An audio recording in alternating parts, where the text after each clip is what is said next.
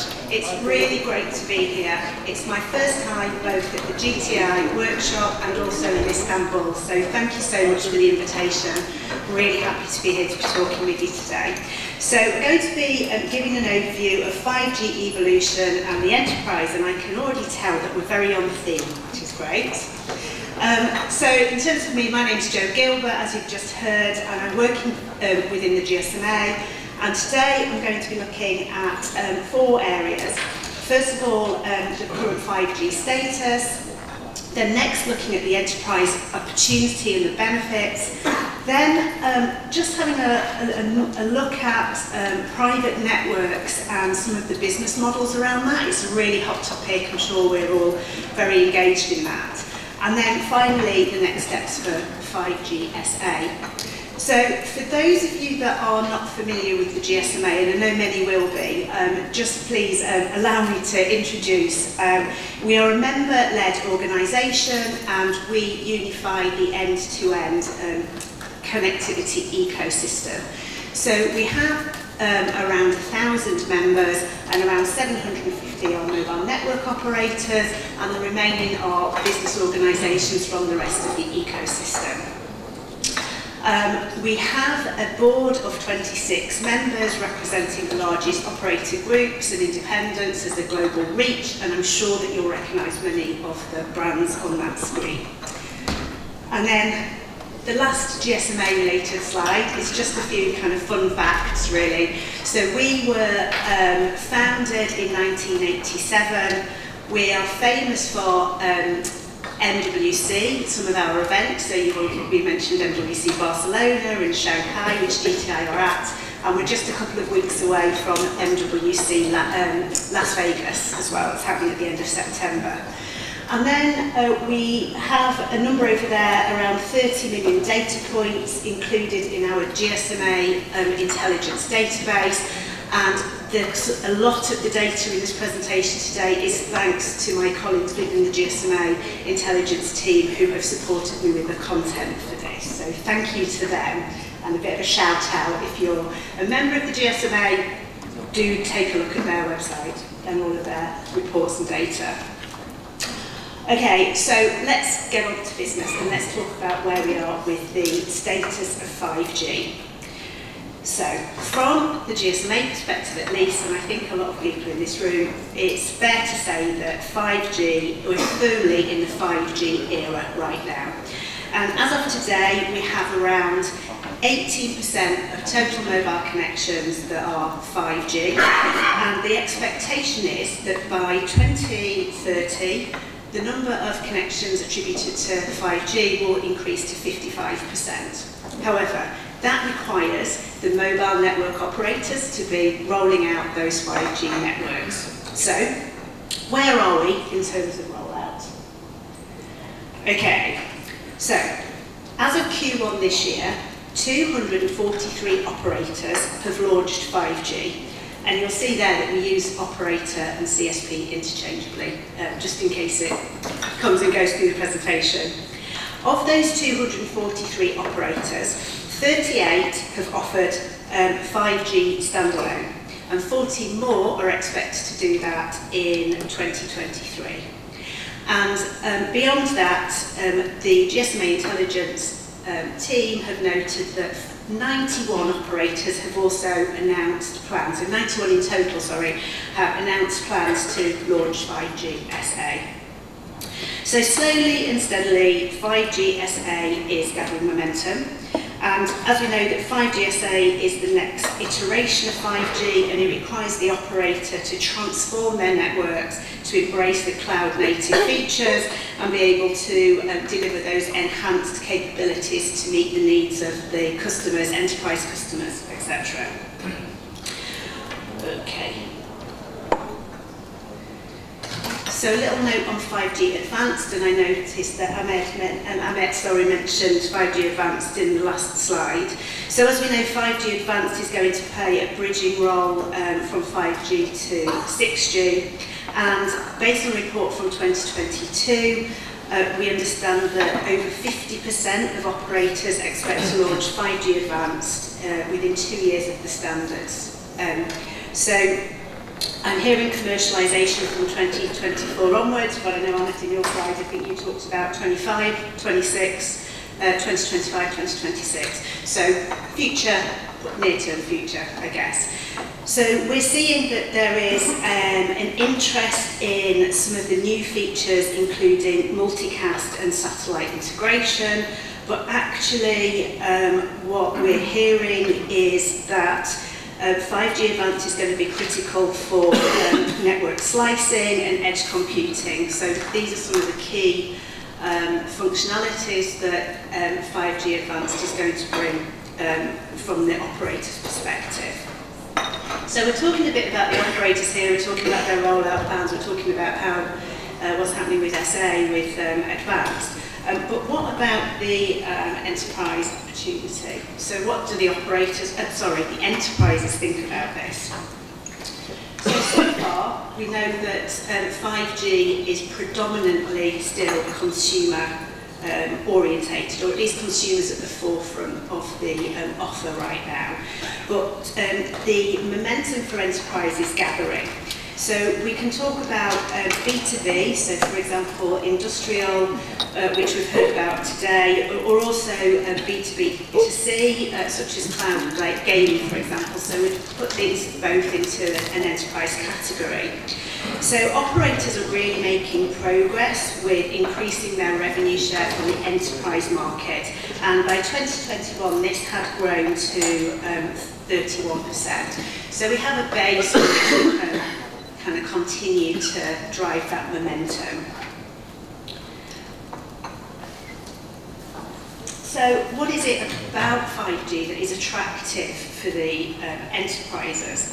Well, before we go into kind of the ins and outs of the use cases, which I'm not going to go into in any detail in this presentation, what we do know, and I think this is echoed in the first two presentations already, is this drive towards business transformation. So there's a real business transformation required. It had begun prior to the COVID pandemic. We've seen it accelerate through there, and we're ahead of where we thought we would be. And networks are inextricably linked with digital transformation. They're becoming hand in hand, and I think that we also heard that this morning. Also something that we've heard is about the competition, and demand for private dedicated resources is a driver in the enterprise. So enterprises are looking for a dedicated network that they can customise and that they can ensure that they have priority over compared to any of the users. So private networks, as we know, have exploded in availability and offers. It's not just the operators, but there's a number of organisations that are looking to deliver private network propositions, and that leads to new operational models and also new business models, and that in itself is also attractive to the enterprise user. So business transformation, networks driving that, and the new business models that can come alongside.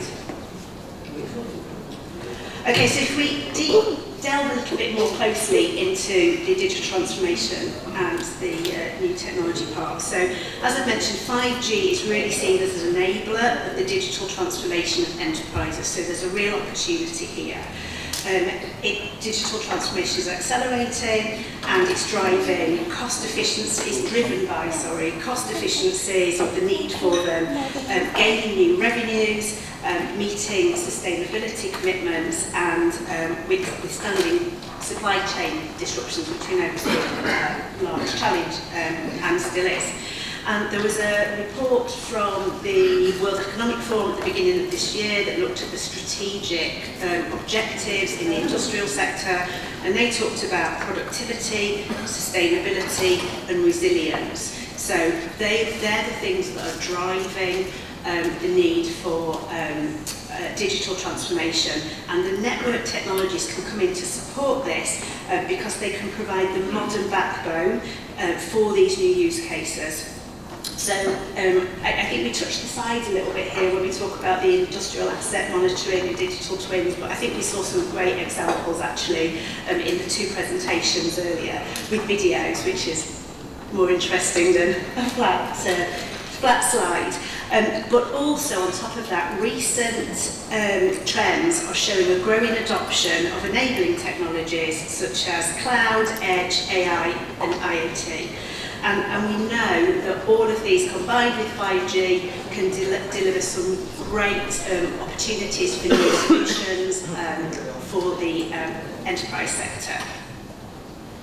And then finally, these technologies really need the network to be able to support that, to provide compute at the edge, automation for mass connections, etc. And we know that 5G is designed to cater to those needs. Okay. So I have an example here which I'm not going to go into in detail, but I mentioned that Did I mention that in part of my role, I look after the manufacturing and industrial vertical within the GSMA. And we've recently produced a paper that looks very specifically at 5G industrial networks. And in that paper, we cover things like the requirements from the industrial sector. We look at business models, deployment models, and we also take a look at some of the case studies. So this slide and my next slide are a couple of examples from that. There's the link available to the paper for anybody that would like to look at it. But in summary, this slide is just giving an overview, and I think it's probably adding a bit of extra flavour to what we've already seen this morning, to the kinds of things that 5G can deliver in real life for real manufacturers and real enterprises that are going to take operator services. So the picture at the top shows an aeroplane, of course, and the blue boxes show some of the devices that are used in the manufacture of airplanes. And then down at the bottom it talks about some of the connectivity needs, so a lot of these are very familiar. So from a logistics perspective, we need IoT roaming. From an AGV AMR, autonomous mobile robot perspective, edge compute, ultra-low latency, indoor location are all critical to these technologies.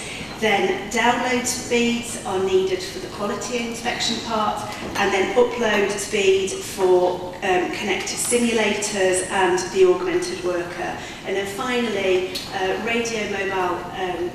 professional mobile radio, so the ability for workers to be able to speak to each other at critical times needs high reliability, because you don't want your network dropping out when you're just about to alert a colleague of a critical incident, for example.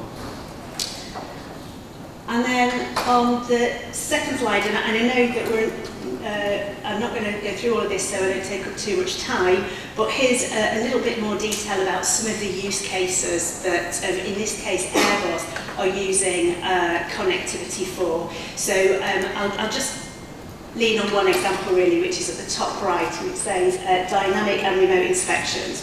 So prior to the pandemic, when Airbus was ready to hand over, they built an aeroplane and they were ready to hand it over to the airline would send over a huge party of staff to come and inspect the airplane, and they'd be there for about a week, and they would look at every inch of the aeroplane to inspect it to make sure that it's meeting the right criteria. Through the deployment of 5G digital solutions, they're able to remove some of that on-site inspection, I'm guessing not all of it, to be able to reduce the time and the cost of going through that final inspection process before handing the aeroplane over. So I think that's a great example. We've got lots more in here. These slides are going to be available, of course, and there's more information in the paper that I referred to, but I won't dwell, so we can move on. However, the other thing I mentioned that also we covered in the paper was private network business models. So this is all around, you know, this idea of the enterprises wanting these dedicated resources, dedicated services. So again, I won't go through all of this in detail, but what we do cover is the different types of private mobile network and the type of potential ownership that you can have with that, then the different enterprise roles, who might offer that service, because it's not just operators. So this is something that the operator community must absolutely be aware of and acting on. And then, of course, the role that the service provider plays. So we look at both standalone public networks, public integrated non-public networks, bit of a mouthful, and then neutral host as well. So I hope that may be of interest to this. Okay. And so, yeah, almost there with my slides, but we mentioned about 5G standalone, and again, I think this hooks into some of the conversations that we've already been having about how we're going to kind of move 5G forward. In this case, focusing specifically on 5G standalone. So we know that really the operators have two core challenges. The first is around monetising network investment, particularly around 5G standalone.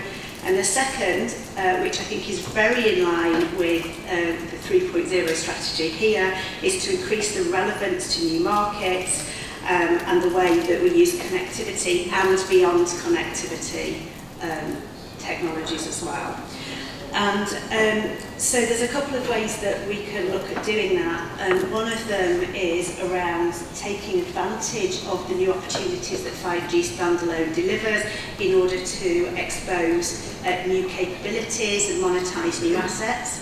So for example, at the Mobile World Congress, MWC in Barcelona this year, we launched the API gateway that has a focus on operators exposing APIs for the use of developers to build new applications that can be used in the enterprise sector. And then finally, around business operation models that are really fit for purpose. You know, the world is changing, businesses are changing, so building those tools and models that meet the needs of those organisations. Okay, so that was all of my slides, but I do have a quick plug, if I can take the opportunity while I have such an esteemed audience.